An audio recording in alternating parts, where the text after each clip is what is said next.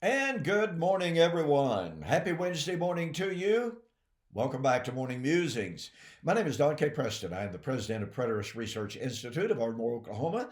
And let me urge you to please subscribe, like, and share. See, I'm on a drive.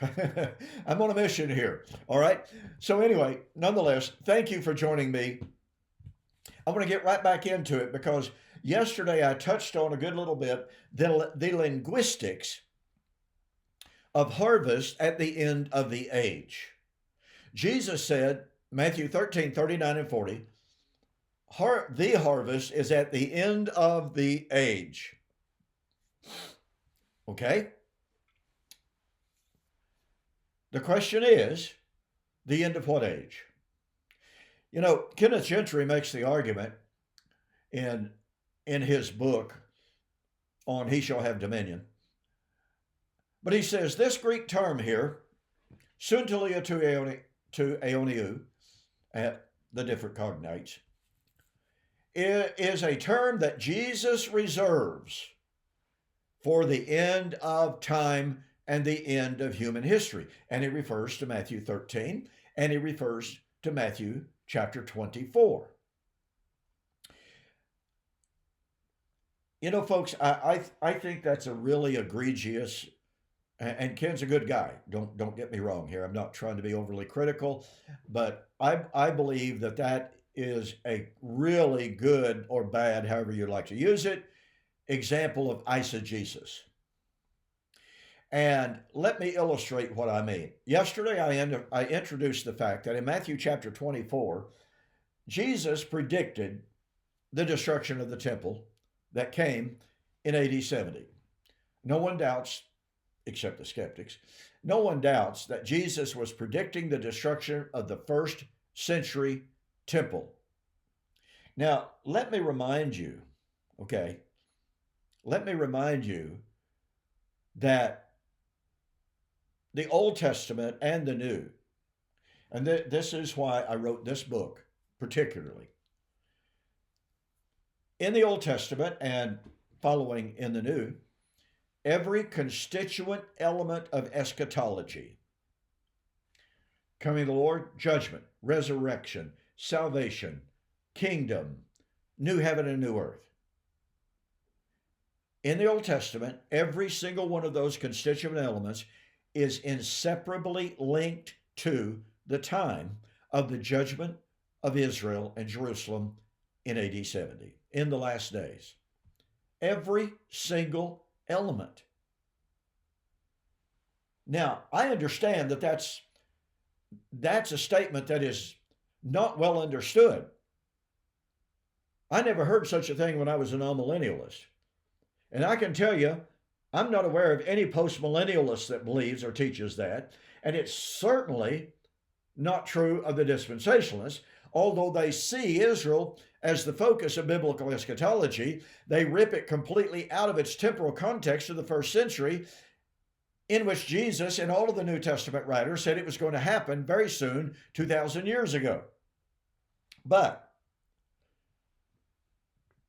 Kenneth Gentry comes to Matthew chapter 24 and says, oh yeah, the apostles are asking about the end of the age, the end of the Christian age. But you see, they were confused. They were just ignorant. And he sets out to prove that by making the following argument. The way that we know Jesus' apostles were confused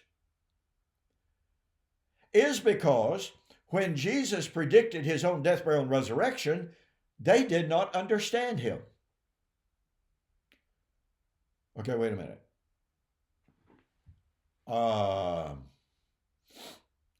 Because the apostles did not understand what Jesus said about his death, burial, and resurrection, that means they did not understand what he was saying about the temple and the end of the age.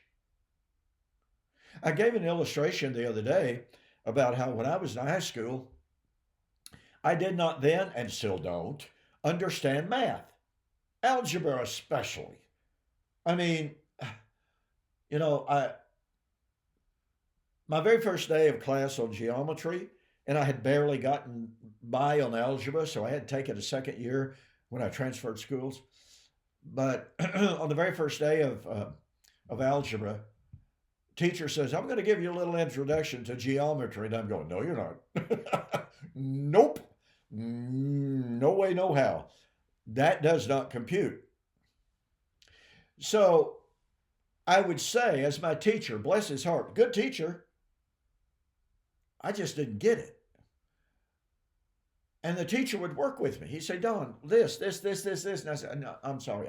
No, I don't get it. So the argument by Kenneth Gentry saying, well, because the apostles did not understand his teaching about his death, burial, and resurrection means they didn't understand what he was saying about the end of the age. I'm sorry, folks, that's ridiculous. It's a horrible argument. So to go back to my illustration, that's like saying, well, Don Preston was dumber than a box of rocks when it came to math, algebra 2, geometry. Don't even mention trigonometry. No. Okay, so because Don does not understand algebra and math, oh, you know what? That means he doesn't understand history. Nope, doesn't understand history. Seriously, folks? This is supposed to be a cogent argument? It fails on every level. So Kenneth Gentry claims the apostles wrongly, ignorantly, confusedly linked the destruction of the temple with the end of the Christian age. Remember what I shared with you Monday repeatedly? The Christian age has no end. That's problematic, isn't it? So let me simply pose the question that I have posed numerous times in my videos. And you know, I haven't had anyone, not one single person, give me any kind of a cogent response, any kind of a logical response, in any kind of an attempt to show that the apostles, point number one, were confused. Point number two, that they associated the destruction of that temple with the end of the Christian age, and therefore, of necessity, the end of the new covenant, preaching the gospel, etc., etc. So here's the question. What age did that temple that was standing with Jesus and his apostles having just been in it, and Jesus is pointing right back to it, what age did that temple represent and symbolize?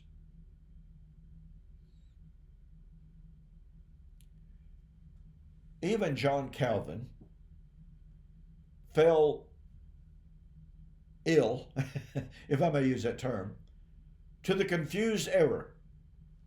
John Calvin said it was not possible at all for the apostles to imagine the destruction of that temple unless it was at the dissolution of material creation. They just couldn't imagine it. Really?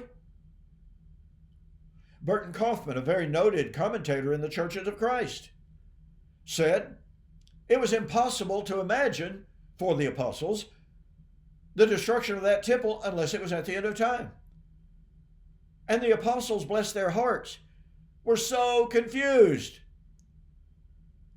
As I wrote my book, Watching for the Parousia, were Jesus' apostles confused?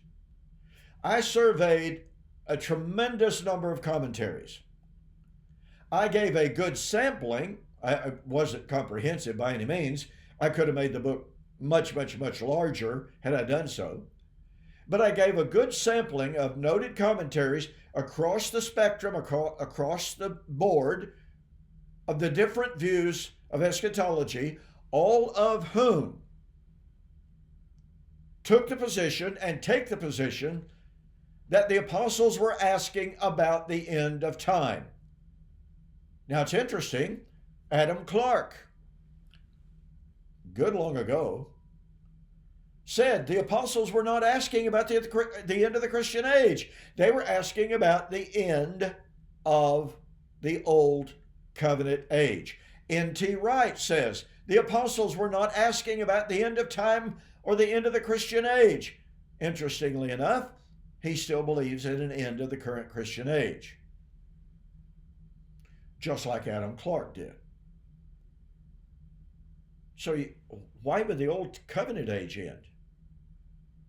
I had a formal debate with James Jordan some years ago. Fantastic guy, wonderful debate. It's available for download on my website. James Jordan taught that the reason the Old Covenant had to come to an end was because of its deficiency. Hebrews chapter 8, finding fault with them, that is the commandments, and the people under their law, having found fault with them, he made a promise. I will make a new covenant. So James Jordan says the reason the Old Covenant would come to an end is because the inefficiency, the ineffectiveness, the weakness of the old law. So let me ask you a question. If the old law had to come to an end because of its inefficiencies, ineffectiveness, its weaknesses, why does the New Covenant age have to come to an end? And I asked James that question in the debate. He had no answer for it whatsoever. He even said in the midst of the debate that I had actually impaled him on his own keyboard. He said that to me privately. Okay, back to the question. What age did that temple that stood in the first century represent? Now we know it was typological. Hebrews chapter 9 verse 24 tells us that Old Covenant temple was typological of heavenly realities, of spiritual realities.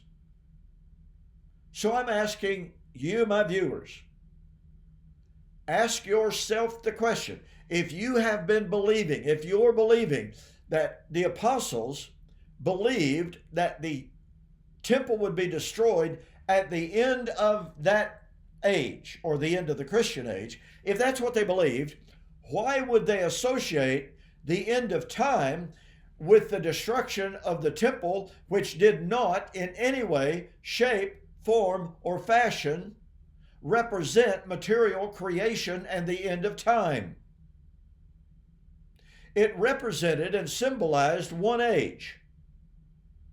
This is why it's so remarkable to me when Kenneth Gentry says, Jesus reserved the use of suntelia tu aeonio in his discussion of the end of the age, the Christian age. That is just stunning. Stunningly wrong. And by the way, very, very quick aside here, Kenneth Gentry had my book, Watching for the Parousia, Were Jesus' Apostles Confused? And he wrote a 4-part article, I believe it's 4 parts, in response saying, well, really, honestly, to paraphrase, that I'm ignorant, that I'm arrogant, that I'm foolish. I just don't know what I'm talking about. That article is his article is the one in which he said, we know the apostles were confused and wrong and ignorant about the destruction of the temple at the end of the age because they were confused about Jesus' death, burial, and resurrection. That's the article.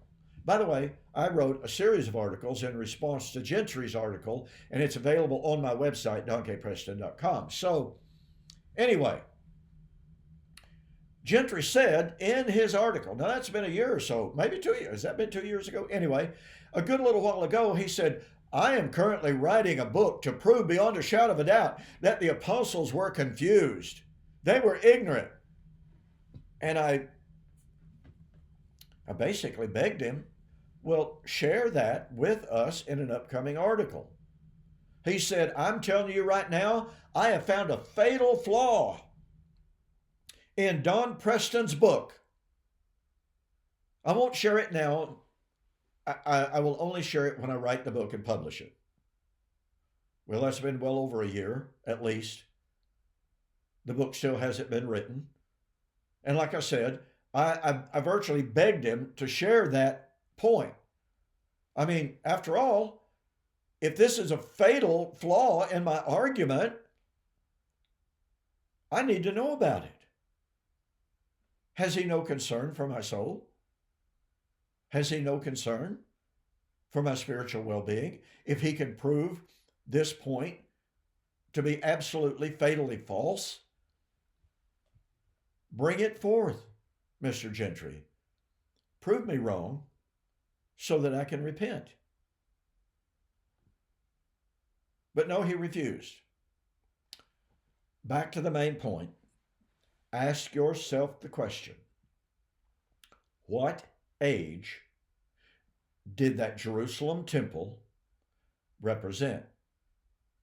And then ask yourself, is that the same age concerning which Jesus said, harvest is at the end of the age?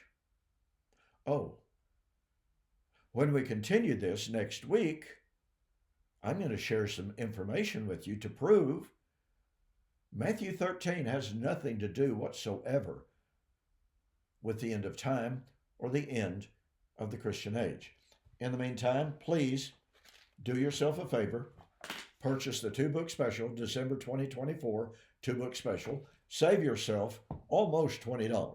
In the meantime, be sure to join Mike Sullivan and me tonight on Preterist Apologetics as we continue our study of the impact and influence of the Song of Moses on New Testament eschatology.